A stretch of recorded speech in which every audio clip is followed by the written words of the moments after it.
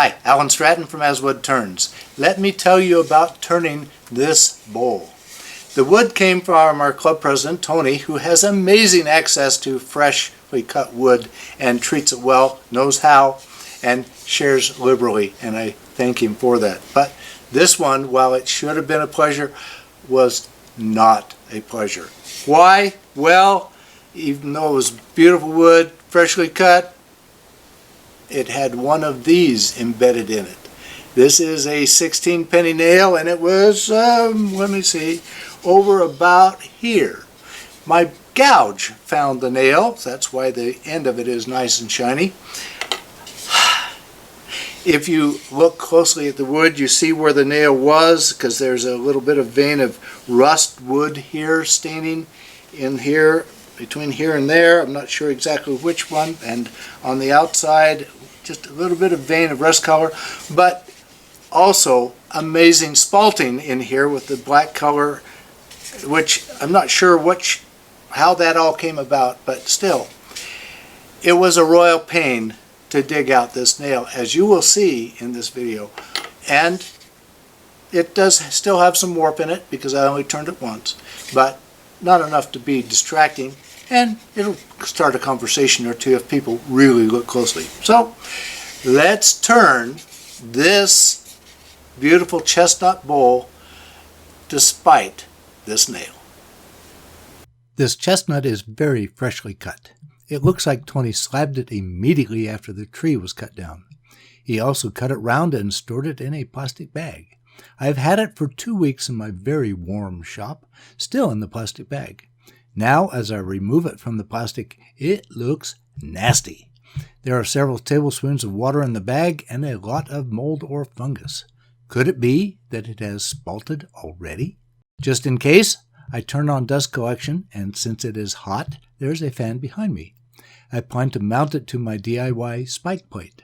This plate is a couple of pieces of common plywood laminated together with drywall screws driven from the backside and poking through only about 1/8 of an inch. A wood faceplate, tapped to match my spindle, will mount it to my lathe.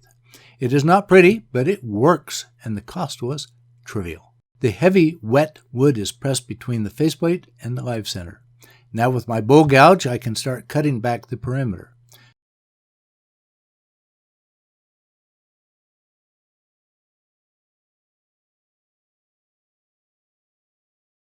The wood is nasty, wet, and black. I will be much relieved when I get down to solid wood.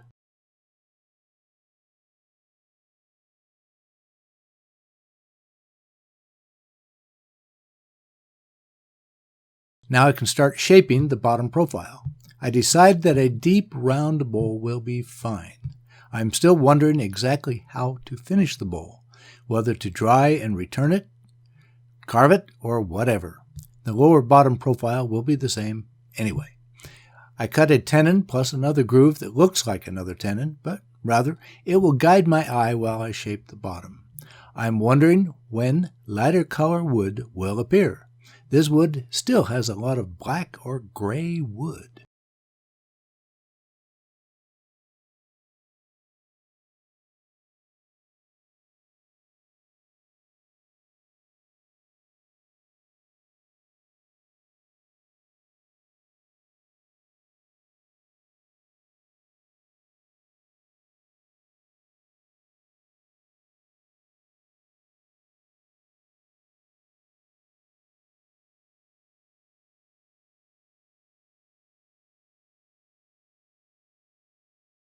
Okay, it is time to reverse the mount and start to level off the top. But there is a strange sound. Upon inspection, I see a shiny spot. Bad news, we have a nail. Can I salvage this bowl? Can I get the nail out? How dull is my gouge now? How big is that nail? How long is that nail? So here we go. I'm using a rotary carving tool to cut away the wood surrounding the nail. The trick is to not carve the nail, but to leave just a little wood that I can break away. I want to remove enough wood to be able to grab the nail with pliers and pull it out. I make an attempt. The short nail is tough to grab and does not budge.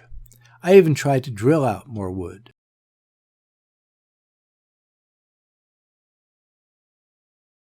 more carving to expose more of the nail. Even now, the vice grips do not seem to have much leverage in the hollow that I've created. That means I need to expand the hollow to have a flat area that the pliers can lever against. That did not work.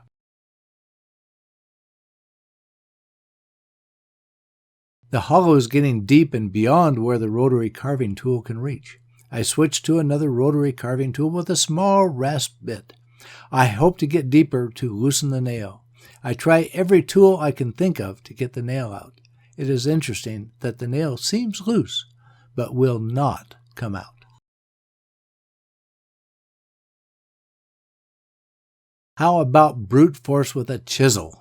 Now the hole is getting deep. Will there be enough wall thickness to salvage this bowl? Finally, the hole is deep enough and wide enough. The problem was the head of the nail. The nail had been driven in from the outside in. I'm hollowing from the inside out, and the head is hanging on tightly. Any previous plan of a fancy finish for this bowl is gone. I am tired and frustrated with it. I just want to get something from all that effort. I make a key decision. I will turn this bowl once only. There will be no time to dry, no remount, no returning to make it perfect.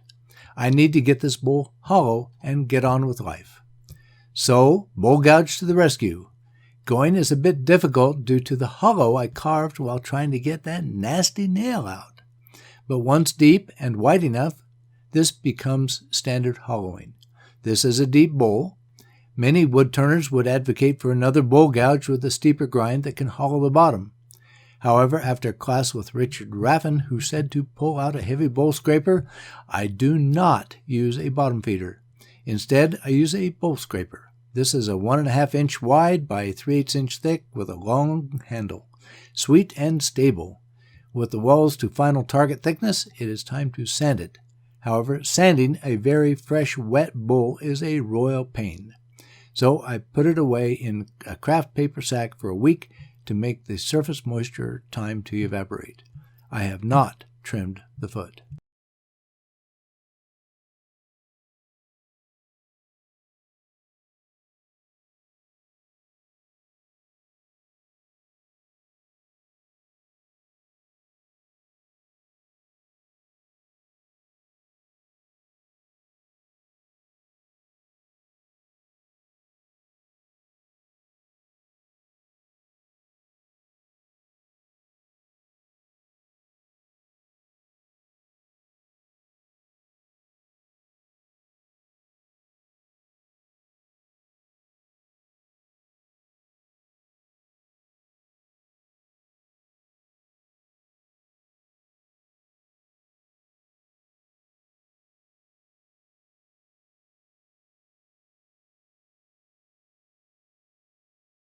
The bowl is dry, at least mostly dry, but it has warped.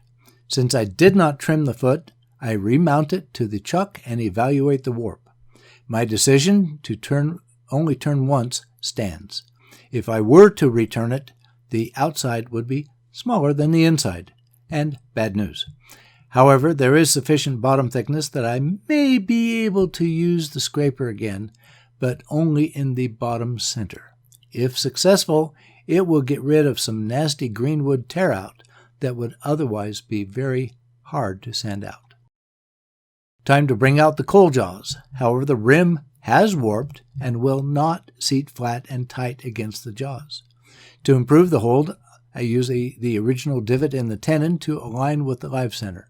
Then remove a couple of posts from the coal jaws to secure the bowl a bit better. At the final cut, the bowl shifts. However, the cutting is done, and I can easily sand it, even if not perfectly aligned.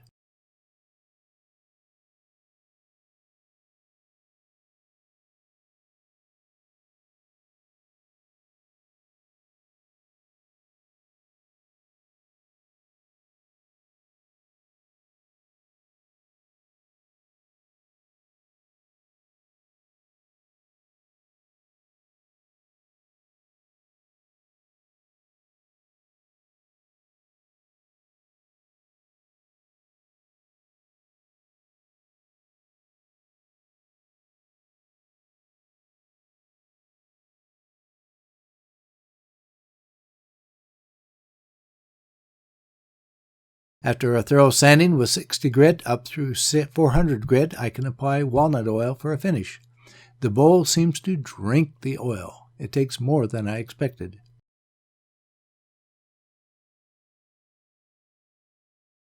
Well, this bowl was a royal pain. Between the deep aspect ratio, the 16-penny nail especially, the extreme spalting, this bowl was very difficult. I think you will agree. However, it is beautiful. The color is amazing. The warping is not extreme, but is sufficient to prompt conversation. Did I mention that the nail was a pain? Checking with Tony, who gave me the wood, he recalls hitting a nail also. Oh well, it happens in urban forestry. Please give this video a thumbs up, subscribe to my website because my notifications are more reliable than YouTube's. Please tell your friends about my weekly videos. I appreciate your comments and questions. Please wear your full face shield whenever the lathe is running. That's my best safety tip.